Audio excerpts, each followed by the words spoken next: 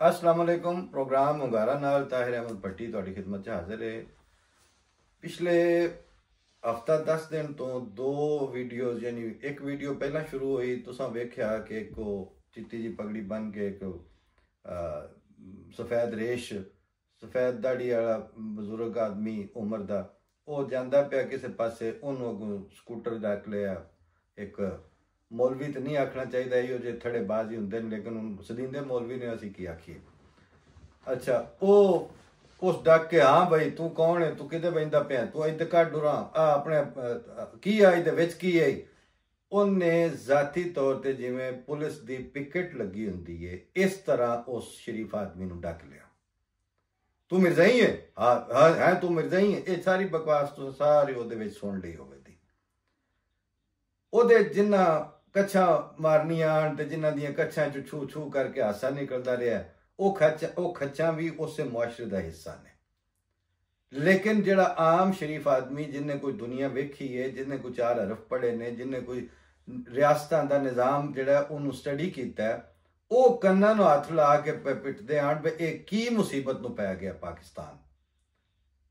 ओदी वजह यह है कि अगर राह जांदा हर थड़ेबाज जड़ा वो किसी भी बंदे का राह डक के ते आखे तलाशी दे तो उत्थे केड़ी रियासत रह गई भी पिछे वो केड़ा लॉ एंड ऑर्डर रह गया। पूछे बंदा कि जेड़ा तू आना है आईन तेन अंज नहीं करन देना आईन तू जुमा नहीं पढ़ सकता आईनी तौर पर तू अंज ये जेडे विजिलेंट अप्रोच पाकिस्तान दे विच और खास तौर पर पंजाब दे विच लबैकियां दे थ्रू लॉन्च की गई है। इन सारिया तो पहला तो रियासत का सिर वड्या और रियासत दे कल पुरजे या वो करते धरते जिन्ना ये हड़बोंग मचाई उन्होंने पता ही नहीं कि यानी जी टाणी ते आप बैठे ने उन्होंने पिछू कुहाड़े नाल वड्डी आउंदे। वो हली वीडियो ठंडी नहीं हुई तो उत्तों एक वीडियो कल परसों दी एक होर सामने आ गई। मैन वो पारे डंग की वीडियो जो मारू भट्टियां वाली गल उत्ते आई है तो उत्थे ही मैंने पता लग गया भाई गाई खड़ीनियां तो खुरा मुड़ के जाना है क्यों जे ये हा इलाका इनायतपुर भट्टियां वाला तो इत्थे मैंने पता 10-12 पिंड जिहड़े ने उस वसेब दे विच भट्टियां ते बैठे ते जेड़े बैठे ने मजी डुबन बहना होंदा उन्हां आंदे वाल बंदा जांदा पिया होवे तो उन्हां खुद खलोना लेकिन जब तक वो वाकया होंदा ना मैनूं भी ना पता। मुड़ वो वीडियो आई तो मैं राग गुलाम अहमद वो वेख्या मेरे दोस्त ने भाई ने मुड़ उन्होंने मैं फोन किया मुड़ उन्होंने को सारी गल पूछी और कुछ हिस्सा तुसा वीडियो दे विच वेख लिया। ये मेन चीज जिहड़ी सी वो तुसी ये वेख लो कि उन्होंने पहला जिहड़ा बंदा राह जांदियां फड़ के डक लेना जिहड़ा ये गैर कानूनी भी है गैर आईनी भी है। इस सारे तो वध के वो वसेब और मुआशरत के सिर मुंह के उत्ते भी तमाचा बल्कि मैं आखूआ मुआशरत और वसेब के सिर च लित्तर है और वो लित्तर मरवाण वाली कौन है रियासत मरन वाले कौन ने जिन्होंने अजे 5 साल होए ने उन्होंने लॉन्च किया और वो फड़ के बेड़ा गर्क की आते ने वो सारा जो मुआशरती तार पौधे वो सूत्र सारा चूहे कुतरी आते हैं देश होते और तुम वेखी आते हो। मैं राग गुलाम अहमद नाल जो गल की तो उस आख्या मैं वो बंदा जो उतो लैके जाता तो अगू पुलिस वाले टकरे 15 वाले तू बंदा लई वैना। मैं आख्या मैं बंदा थोड़ी इज्जत वास्ते लई वैना मेरी तो जी है तो है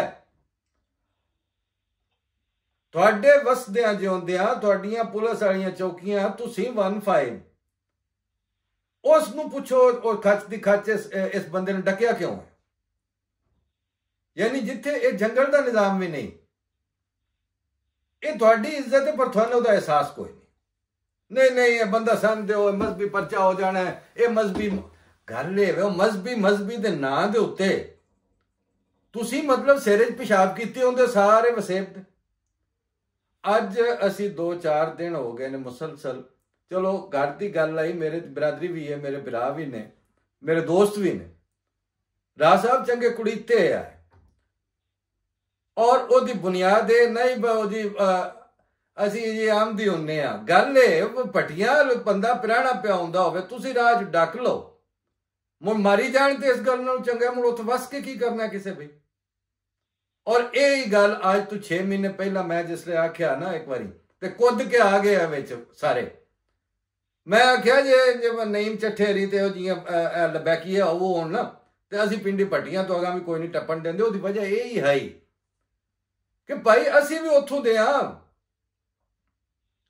ਆਮਦੀਅਤ ਵਾਲਾ ਮਸਲਾ ਖੜਾ ਪਿਆ ਹੁੰਦਾ ਹੈ, ਜਾਂ ਮਸਲਾ ਅਗਰ ਇਹਨੂੰ ਬਣਾਉਣਾ ਹੈ ਤੇ ਉਹ ਤੇ ਬਣਦਾ ਪਿਆ 100-125 ਸਾਲ ਤੋਂ, ਤੇ ਸਾਡੀ ਪੀੜ੍ਹੀ ਉਹਨਾਂ ਇਲਾਕਿਆਂ 'ਚ 800 ਸਾਲ ਤੋਂ ਉੱਤੇ ਦੀ ਹੈ। ਇਹ ਦੱਸੋ ਉਹ ਅਸੀਂ ਆਪਣੀ ਪੀੜ੍ਹੀ 'ਚ ਆ ਕੇ ਕਿਤੇ ਟੁਰ ਜਾਈਏ। ਅੱਜ ਫਿਰ ਇਸ ਮੌਜੂ ਦੇ ਉੱਤੇ ਸ਼ਕਲ ਇਹ ਬਣੀ ਕਿ ਜਿਨਾਹ ਦਾ ਪਾਕਿਸਤਾਨ ਜਿਹੜਾ ਹੈ ਉਹ 77-78 ਸਾਲ ਦਾ ਹੈ, ਤੇ ਪੰਜਾਬ ਦਾ ਵਸੇਬ ਜਿਹੜਾ ਉਹ 800,000 ਸਾਲ ਪੁਰਾਣਾ। ਜਿਨਾਹ ਦਾ ਪਾਕਿਸਤਾਨ ਜੇ ਤੁਸੀਂ ਨਹੀਂ ਰਹਿਣ ਦੇਣਾ ਤੇ ਪੰਜਾਬ ਦਾ ਵਸੇਬ ਹੱਥੋਂ ਕਿਉਂ ਦਈਏ। ਇਹ ਥੀਮ ਹੈ ਸਾਡੇ ਪ੍ਰੋਗਰਾਮ ਦੀ। ਇਸ ਥੀਮ ਤੇ ਅੱਜ ਮੈਂ ਰਾਹ ਗੁਲਾਮ ਅਹਿਮਦ ਭੱਟੀ ਦੇ ਵੱਡੇ ਸਾਹਿਬਜ਼ਾਦੇ ਨੇ ਰਾਏ ਸਜਾਵਲ, ਉਹਨਾਂ ਨੂੰ ਦਰਖਾਸਤ ਕੀਤੀ ਕਿ ਅੱਜ ਆਓ ਪ੍ਰੋਗਰਾਮ ਵਿੱਚ ਸ਼ਾਮਿਲ ਹੋਵੋ ਕਿ ਇਹ ਬਣੂ ਕੀ, ਇਹ ਗੱਲ ਜਾਊ ਕਿਦੇ, ਤੇ ਇਹ ਜੇ ਗਾਈ ਖੜੀਤੀਆਂ ਤੇ ਨੰਦਾਵਾ ਅਖੀਰ ਖੁਰਾ ਕਿਦੇ ਜਾਣਾ। ਰਾਏ ਸਾਹਿਬ ਤੁਸੀਂ ਸਾਡੇ ਨਾਲ ਹੋ। ਅਸਲਾਮ ਅਲੈਕਮ, ਵੈਲਕਮ ਟੂ ਦ ਸ਼ੋ। ਜੀ अस्सलाम वालेकुम। सुनने वाले सामीन ਨੂੰ अस्सलाम वालेकुम। ਵਾਲੇਕੁਮ ਸਲਾਮ ਜੀ।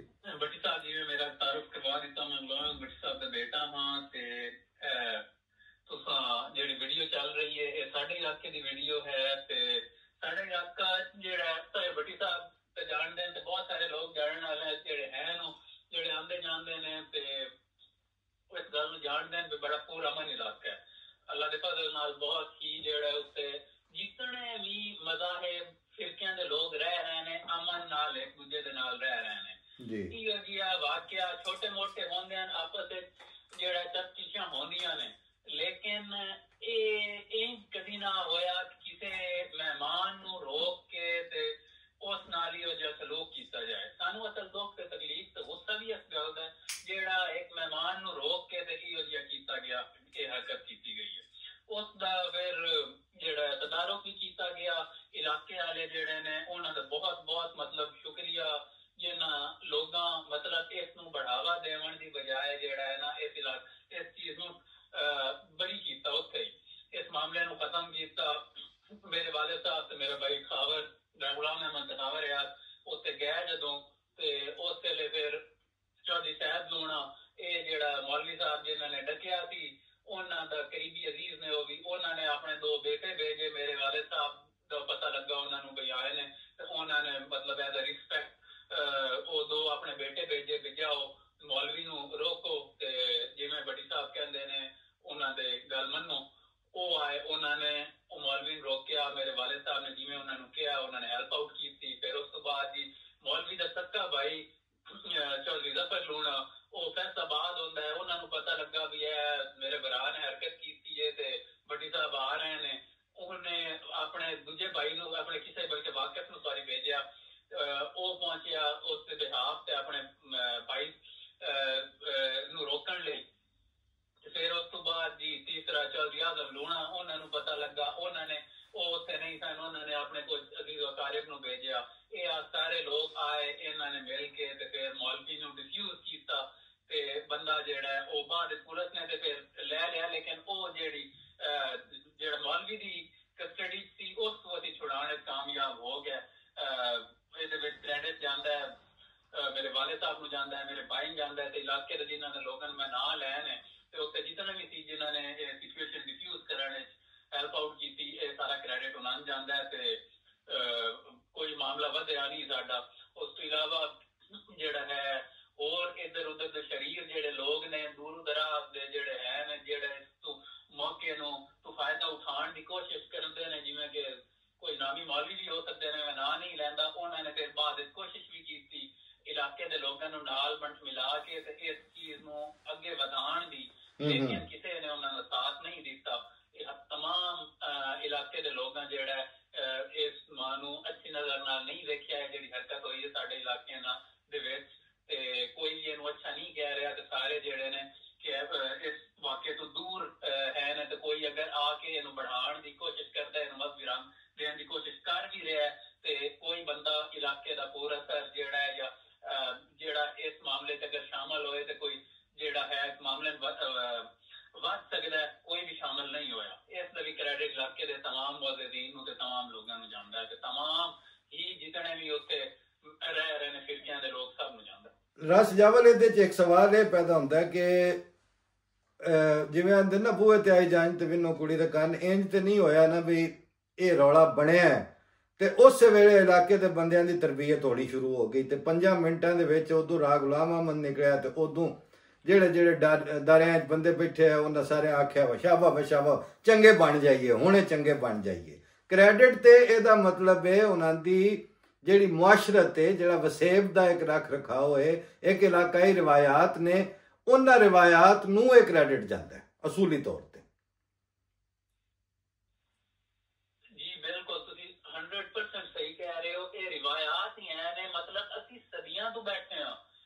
ਜਿਵੇਂ ਕਿ ਤੁਸੀਂ ਕਿਹਾ 800,000 ਸਾਲ ਦੀ ਨਹੀਂ, ਇਸ ਤੋਂ ਪੁਰਾਣੀ ਤਾਰੀਖ ਹੈ ਪੰਜਾਬ ਦੀ ਜਿਹੜੀ ਤਾਰੀਖ। ਬਿਲਕੁਲ ਇੰਜ ਗੱਲ। ਅਗਰ ਇਲਾਕੇ ਫਿਰ ਲੋਕ ਹੀਰਤਾਂ ਵੀ ਕਰਦੇ ਨੇ, ਸਾਡੀ ਵੱਡੀਆਂ ਦੀ ਜਿਹੜੀ ਉਸ ਇਲਾਕੇ ਦੀ ਤਾਰੀਖ ਹੈ ਸਾਡੀ 400-500 ਸਾਲ ਦੀ ਲਿਖੀ ਹੋਈ ਤਾਰੀਖ ਹੈ। ਮੈਂ ਅਰਜ਼ ਕੀਤੀ, ਮੈਂ ਤੁਹਾਡੀ ਗੱਲ ਪਿਆ ਕਟਿੰਦੀ ਹੈ। ਮੈਂ ਉੱਥੇ ਇਸਲਾਮਾਬਾਦ ਆ ਤੇ ਉੱਥੇ ਕਿਸੇ ਮੁੜ ਨਵੇਂ ਜਿਵੇਂ ਮੁੜ ਤੈਨੂੰ ਪਤਾ ਬੰਦੇ ਪੈਸੇ ਵਾਲੇ ਹੋਣ, ਕੋਠੀਆਂ ਛੋਟੀਆਂ, ਮੈਂ ਕਿਰਾਏ ਤੇ, ਉਹ ਮੈਨੂੰ ਜਿਹਦੀ ਮੈਂ ਕਿਰਾਏ ਤੇ ਆਨਾ ਉਸ ਮੈਨੇ ਇੱਕ ਵਾਰੀ ਸੱਦਿਆ ਤੇ ਨੌਕਰ ਗੱਲਿਓ ਔਰ ਆਓ ਜੀ ਰਾਜਾ ਸਾਹਿਬ ਸੱਦੇ ਨੇ ਪਏ ਤੁਹਾਨੂੰ। ਮੈਂ ਕੋਈ ਨਹੀਂ, ਮੈਂ ਕਿਹਾ ਰਾਜਾ ਸਾਹਿਬ ਅਨਾ ਨੌਕਰ ਆ ਕੇ ਮੈਨੂੰ ਪੈਗਾਮ ਦਿੱਤਾ ਰਾਜਾ ਸਾਹਿਬ ਤੁਹਾਨੂੰ ਯਾਦ ਕਰਦੇ ਨੇ ਪਏ। ਇਹ ਜਿਵੇਂ ਅਫਸਰ ਨਹੀਂ ਬੁਲਾਉਂਦੇ ਕਿਸੇ ਨੂੰ, ਸੁਣਦੇ ਪਏ ਹੋ ਰਾਜ ਸਾਹਿਬ? ਜੀ ਜੀ ਮੈਂ ਬਿਲਕੁਲ ਸੁਣ ਰਿਹਾ ਜੀ। ਉਹ ਮੈਂ ਆਖਿਆ ਬਈ ਰਾਜਾ ਸਾਹਿਬ ਮੈਨੂੰ ਜੀ ਯਾਦ ਕਰਦੇ ਨੇ, ਤੂੰ ਨਾ ਖੱਲਾ ਨੂੰ ਯਾਦ ਕਰਨ, ਮੈਨੂੰ ਕਿਉਂ ਯਾਦ ਕਰਦੇ ਨੇ? ਤੇ ਮੈਂ ਕੋਈ ਨਾ ਗਿਆ। ਉਹ ਦੂਜੇ ਤੀਜੇ ਤੇ ਮੈਂ ਲੱਗਾ ਤੇ ਉਹ ਬੈਠੇ ਆਪਣਾ ਲੈਂਡ ਕਰੂਜ਼ਰਾਂ ਖਲੋਤੀਆਂ ਨੇ ਨਾਲ, ਉਹਨਾਂ ਦੇ ਉਹ ਖੁਸ਼ਾਮਦੀ ਬੈਠੇ ਨੇ ਕੁਰਸੀਆਂ ਢਾ ਕੇ। ਬੱਟੀ ਸਾਹਿਬ ਤੁਹਾਨੂੰ ਬੁਲਾਇਆ ਸੀ, ਤੁਸੀਂ ਆਏ ਨਹੀਂ ਸੋ। ਮੈਂ ਕਿਹਾ ਜੀ ਗੱਲ ਇਹ ਜੇ ਤੁਹਾਡੇ ਸੱਦਿਆ ਮੈਂ ਆ ਜਾਂਦਾ ਤੇ ਜਿੱਥੋਂ ਦਾ ਮੈਂ ਆ ਉੱਥੇ ਤੇ ਅਸੀਂ ਬੰਦਿਆਂ ਨੂੰ ਸੁਨੇਹਾ ਕਰਨੇ ਆ ਬਰਾਤੀ ਡੇਰੇ 'ਚ ਆ ਕੇ ਗੱਲ ਸੁਣਦੇ ਸਾਡੀ,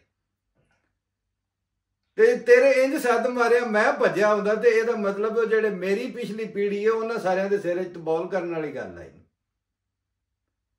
ਇੰਜ ਨਹੀਂ ਹੁੰਦਾ।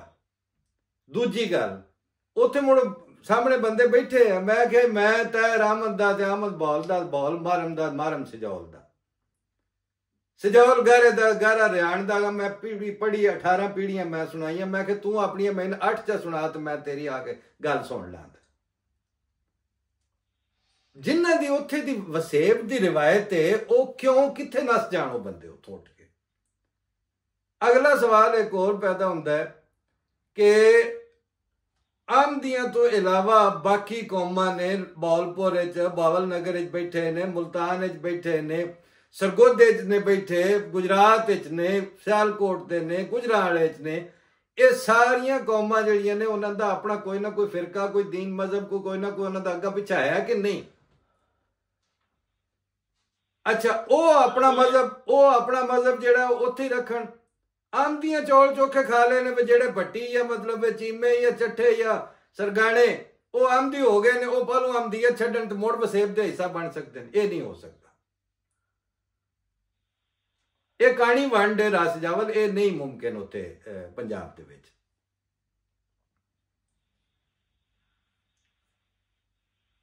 ਜੀ ਜੀ ਮੈਂ ਇਜਾਜ਼ਤ ਹੈ ਕੁਝ ਆਖ ਸਕਦਾ? ਜੀ ਫਰਮਾਓ ਨਾ। ਜੀ ਤੁਹਾਡੀ ਗੱਲ ਨਾਲ ਜੀ ਇਤਫਾਕ ਹੀ ਕੀਤਾ ਜਾ ਸਕਦਾ ਹੈ। ਜਿਹੜਾ ਮਜ਼ਹਬ ਹੈ ਨਾ ਜੀ ਉਹ ਇੱਕ ਜਿਹੜਾ ਇਨਫਰਾਦੀ ਚੀਜ਼ ਹੈ ਹਰ ਇੱਕ ਇਨਸਾਨ ਦੀ। ਠੀਕ, ਇਸ ਗੱਲ ਨੂੰ ਪਹਿਲੀ ਗੱਲ ਤੇ ਸਮਝਣ ਦੀ ਜ਼ਰੂਰਤ ਹੈ। ਸਾਡੇ ਦਾ ਸਭ ਤੋਂ ਵੱਡਾ ਨੁਕਸਾਨ ਜਿਹੜਾ ਹੋ ਰਿਹਾ ਹੈ ਉਹ ਹੋ ਹੀ ਇਸ ਵਜ੍ਹਾ ਤੋਂ ਰਿਹਾ ਹੈ ਕਿ ਮਜ਼ਹਬ ਨੂੰ ਇਨਫਰਾਦ ਚੁਕਾ ਕੇ ਮੁਆਸ਼ਰਤ ਦੀ ਬਣਾਉਣ ਦੀ ਕੋਸ਼ਿਸ਼ ਕੀਤੀ ਜਾ ਰਹੀ ਹੈ, ਜਿਹੜਾ ਕਿ ਸਾਡੀ ਪੰਜਾਬ ਦੀ ਤਾਰੀਖ ਹੀ ਨਹੀਂ। ਸਾਡਾ ਪੰਜਾਬੀ ਕਲਚਰ ਹੀ ਇਸ ਦੇ ਮੁਨਾਫੀ ਹੈ। ਬਿਲਕੁਲ ਠੀਕ ਹੈ। ਪਹਿਲੇ ਕਿਵੇਂ ਇਹ ਸਟਾਰਟ ਕੀਤਾ ਗਿਆ ਹੈ, ਜਿਹੜਾ ਅਸੀਂ ਆਖਿਆ ਜਾ ਸਕਦਾ ਹੈ 1947 ਤੋਂ ਔਨਵਰਡ। ਚਲੋ ਠੀਕ ਹੈ, ਤੁਸੀਂ ਕੀਤਾ ਗਿਆ ਇੱਕ ਰਿਆਸਤ ਨੂੰ ਇੱਕ ਮਜ਼ਹਬੀ ਰਿਆਸਤ ਦੇਣ ਦਾ ਰੰਗ ਦੇਣ ਦੀ ਕੋਸ਼ਿਸ਼ ਕੀਤੀ ਗਈ, ਬਟ ਇਹਨੂੰ ਜਿਹੜਾ ਹੈ ਸਾਡਾ ਸੋਸ਼ਲ ਫੈਬਰਿਕ ਉਹਦੇ ਵਿੱਚ ਇੰਟਰਮਾਈਨ ਕਰਨ ਦੀ ਕੋਸ਼ਿਸ਼ ਨਹੀਂ ਨਾ ਕਰਨੀ ਚਾਹੀਦੀ।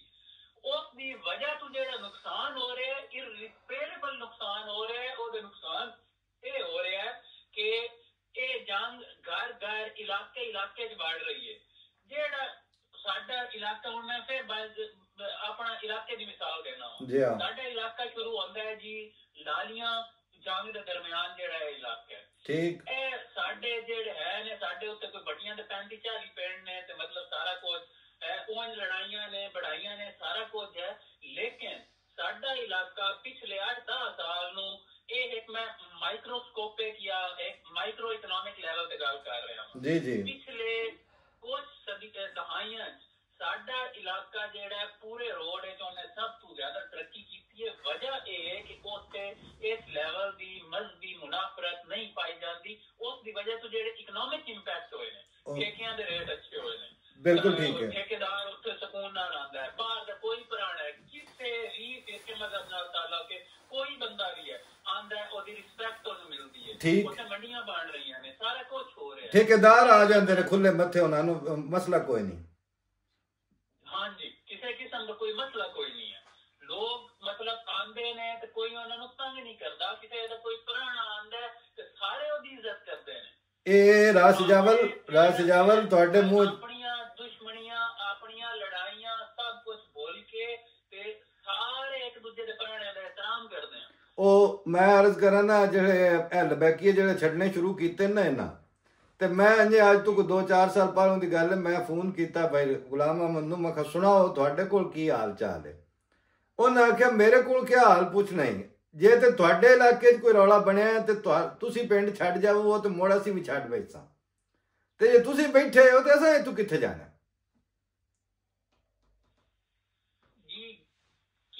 ਕਿਵੇਂ ਹੋ ਸਕਦਾ ਹੈ ਵੀ ਇੱਕ ਜਿਹੜਾ ਸਦੀਆਂ ਤੋਂ ਆਵਾਜ਼ ਹੈ, ਜਿਹੜਾ ਟੱਬਰ ਬੈਠਾ ਹੈ, ਇੱਕ ਫੈਮਿਲੀ ਬੈਠੀ ਹੈ, ਉਹ ਆਪਣਾ ਮਜ਼ਹਬ ਜਾਂ ਉਹਨੇ ਫਿਰਕਾ ਕਿਸੇ ਨੇ ਚੇਂਜ ਕੀਤਾ ਤੇ ਉਹ ਦੁਨੀਆ ਹੀ ਛੋੜ ਜੇ ਜਾਂ ਉਹ ਮੁਲਕ ਹੀ ਛੋੜ ਜੇ ਤਾਂ ਦੂਜਿਆਂ ਨੂੰ ਸਕੂਨ ਮਿਲੇਗਾ। ਇਹ ਜਿਹੜਾ ਇੱਕ ਮਾਹੌਲ ਕ੍ਰੀਏਟ ਕੀਤਾ ਗਿਆ ਹੈ ਨਾ, ਇਹ ਵਕਤੀ ਤੌਰ ਤੇ ਲੱਗ ਰਿਹਾ ਹੈ ਕਿ ਇੱਕ ਖਾਸ ਕਿਸੇ ਕਮਿਊਨਿਟੀ ਜਾਂ ਖਾਸ ਫਿਰਕੇ ਜਿਹੜਾ ਟਾਰਗੇਟ ਕੀਤਾ ਜਾ ਰਿਹਾ, ਬਟ ਸਾਰੇ ਹੀ ਇਸ ਇਰਾਦੇ ਚਾਹਣੇ ਨੇ। ਤੇ ਜਦੋਂ ਐਮਡੀ ਜਿਹੜੇ ਨੇ ਉਹ ਨਹੀਂ ਰਹਿਣਗੇ, ਕਿਸੇ ਨੇ ਰਹਿਣਾ ਤੇ ਫਿਰ ਕੋਈ ਹੋਰ ਟਾਰਗੇਟ ਹੋਏਗਾ, ਉਹ ਨਹੀਂ ਰਹੇਗਾ ਤੇ ਕੋਈ ਹੋਰ ਟਾਰਗੇਟ ਹੋਏਗਾ। ਇਹਦੀ ਅਖੀਰ ਕੀ ਹੈ? ਨਹੀਂ, ਇਹਦੀ ਅਖੀਰ ਵੇਖਣ ਦੇ ਨਾਲ ਜਿਹੜਾ ਨਾ, ਉਹ ਇੱਕ ਵਾਰੀ ਮੈਂ ਅਰਜ਼ ਕੀਤੀ ਸੀ ਨਾ ਕਿ ਇਹਦੀ ਅਖੀਰ ਇਹ ਹੀ ਹੈ ਕਿ ਇਹ ਪੂਰਾ ਮੁਆਸ਼ਰਾ ਜਹੰਨਮ ਵਿੱਚ ਪਾਉਣ ਵਾਲੀ ਗੱਲ ਹੀ ਹੈ, ਤਾਂ ਹੀ ਇਹ ਨਿਰੇ ਆਮਦੀ ਨਹੀਂ ਫੜ ਕੇ ਪਾਏ ਜਾ ਸਕਦੇ।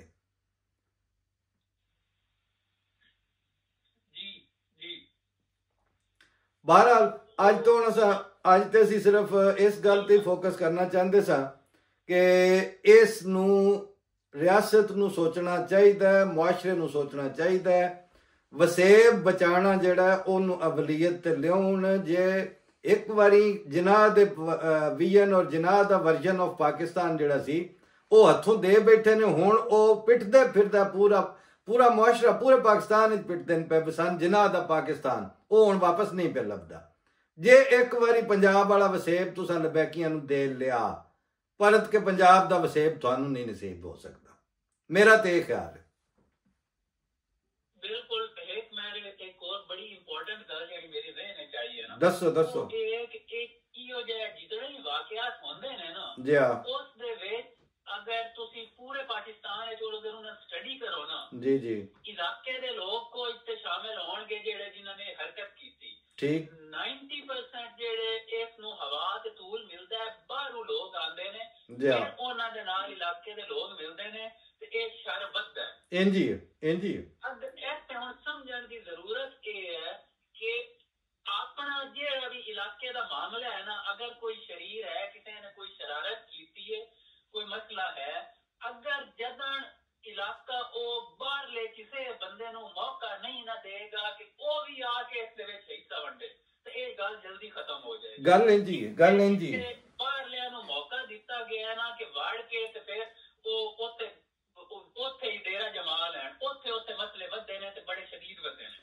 ਬਹਰਹਾਲ ਅੱਜ ਦੀ ਤੇ ਅਸੀਂ ਸ਼ੁਕਰਗੁਜ਼ਾਰ ਹਾਂ, ਤੁਸੀਂ ਵੀ ਟਾਈਮ ਕੱਢਿਆ, ਲੇਕਿਨ ਸਾਡੀ ਸਲਾਹ ਇਹ ਵੇ ਕਿ ਇਸ ਥਾਟ ਦੇ ਉੱਤੇ, ਇਸ ਖਿਆਲ ਦੇ ਉੱਤੇ ਜ਼ਿਲ੍ਹਾ ਵਾਈਜ਼, ਇਲਾਕਾ ਵਾਈਜ਼ ਕੌਮਾਂ ਦਾ ਜ਼ਿਕਰ ਖੈਰ ਕਰਕੇ, ਉਹਨਾਂ ਦੀਆਂ ਰਿਵਾਇਤ ਨੂੰ ਅੱਗੇ ਹਾਈਲਾਈਟ ਕਰਕੇ ਪੰਜਾਬ ਦੀ ਸਕਾਫਤੀ ਤੇ ਵਸੇਬ ਦੀ ਜਿਹੜੀ ਸ਼ਖਸੀਅਤ ਔਰ ਤਸ਼ਖੁਸ ਹੈ ਉਹਨੂੰ ਕਲੇਮ ਬੈਕ ਕੀਤਾ ਜਾਏ, ਉਹਦਾ ਪਾਰਾ ਦਿੱਤਾ ਜਾਏ, ਨਹੀਂ ਤੇ ਦਾਲ ਦਾਲ ਕਰਦਿਆਂ ਸਾਗੂ ਵੀ ਲੱਗਿਆ ਜਾਣਾ ਸਾਰੀ ਕੌਮ ਨੇ।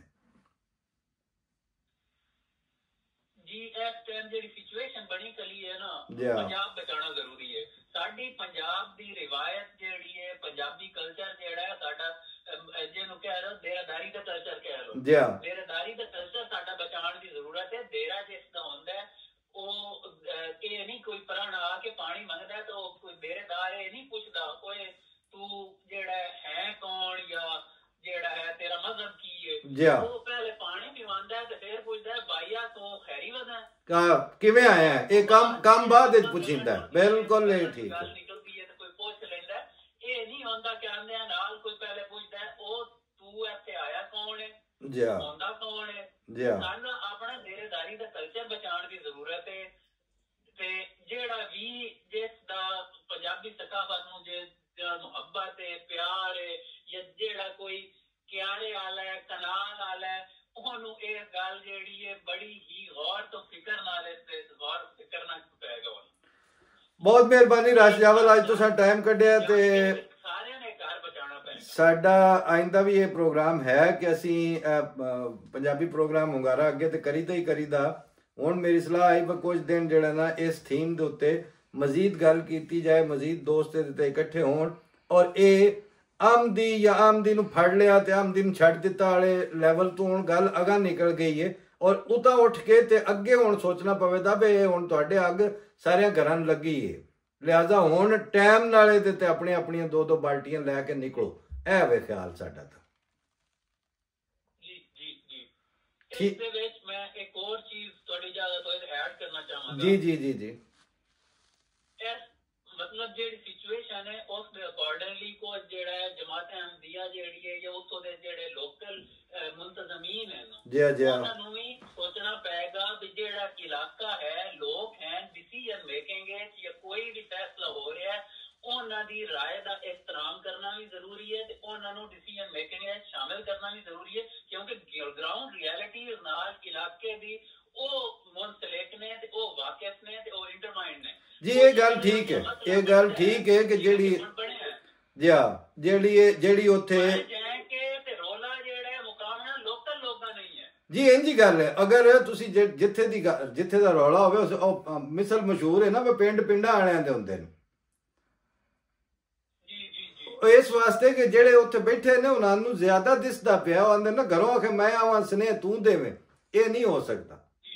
तो लिहाजा गल थोड़ी ठीक है कि उत्थे दा इंतजामी स्ट्रक्चर, लेकिन गल वही है कि मैं अगले दिन पे सोचता सा कि जिस वेले चूंकि असी एक जमाती फोरम या उन्हां दा ऑफिशियल जमात अहमदिया दा फोरम प्लेटफार्म नहीं है, मगर ये गल भी अपनी थां ते ठीक है कि इंसान दे अंदरों जिहड़ी उबाल आउंदा गल उठदी है ते उस कोई ना कोई माड़ी चंगी जिहड़ी उहदे ज़हन च आवे वो करनी पैंदी। मैं ਅੱਜ ਇਹ ਪ੍ਰੋਗਰਾਮ ਸ਼ੁਰੂ ਕਰਨ ਤੋਂ ਪਹਿਲਾਂ ਮੈਨੂੰ ਇੰਜ ਸ਼ੱਕ ਆ ਵੀ ਕਿਤੇ ਵਾਗ ਨਾ ਚੀਰ ਜਾਏ ਸਾਡੀ ਗੱਲ ਵਿੱਚੋਂ ਗੁੱਸੇ 'ਚ। ਮੈਨੂੰ ਖਿਆਲ ਆਇਆ ਵੀ ਆ ਜਿਸ ਟਾਈਮ ਜਿਤਨੇ ਨੈਸ਼ਨਲ ਟੈਲੀਵਿਜ਼ਨ ਦੇ ਚੈਨਲ ਤੇ ਲੋਕ ਬੈਠੇ ਹੁੰਦੇ ਨੇ ਮੁਖਤਲਿਫ, ਉਹ ਆਪਣੀ ਓਪੀਨੀਅਨ ਦਿੰਦੇ ਨੇ ਤੇ ਉਹ ਕੋਈ ਸਟੇਟ ਤੇ ਮੁਖਾਲਫ ਤੇ ਨਹੀਂ ਹੁੰਦੀ ਨਾ, ਮਤਲਬ ਸਟੇਟ ਦੇ ਫੈਸਲਿਆਂ ਦੇ ਖਿਲਾਫ ਵੀ ਓਪੀਨੀਅਨ ਦੇ ਕੇ ਤੇ ਉਹ ਸਟੇਟ ਦਾ ਹੀ ਹਿੱਸਾ ਰਹਿੰਦੇ ਨੇ ਉਹ ਬੰਦੇ। तो महज मशवरे नाल जिहड़ा ना वो तुसीं टप के असीं बाहर नहीं जा पैंदे। ठीक है, उन्होंने अपनी सिचुएशन भी वेखनी है, लेकिन ये ग्राउंड रियलिटी भी जिहड़ी है इहदे ते भी नज़र रखनी पवेगी। ये ज़रूरत है और ये एक इंतजामी मामलात जिहड़े ने उन्हां च इहनूं मलूज़े खातर रखना बिल्कुल बनता है। बहुत शुक्रिया जनाब राज साहब, तुसीं टाइम दिता ते फिर इंशाअल्लाह आइंदा भी गल हुंदी रहेगी। ते अज दे प्रोग्राम विचों जी असीं हुण सुण तुसां लईआं ने गल इन्नी है सारी कि अगर ये तमाशा लाया और इन इस तरह दी तमाशबीनियां नाल मुआशरत और वसेब चल सकता हुंदा, असीं भी आंदे चलो फड़िया साने छड़ दिता ने खैर मेरे, लेकिन इन्हां हरकतां दे नतीजे पूरा सोसाइटी दा ताना बाना, पूरी बहन उठन वाले बाइज्जत बंदियां दी सफेद पोश बंदियां दी जिहड़ी भी कोई इज्जत नफ्स है वो सारिया दे कट्टे कौडियां रल जानियां ने। लिहाजा वो वक्त आउण तो पहला पहला जिवें सिंधियां अपनी हत्थ चुक के ते अपना वो कैनाल वाला परता लिया ना सारा कुछ, अकल करो ते तुसीं भी कोई सोच लो। फी अमान अल्लाह। अल्लाह दे हवाले। अस्सलाम वालेकुम।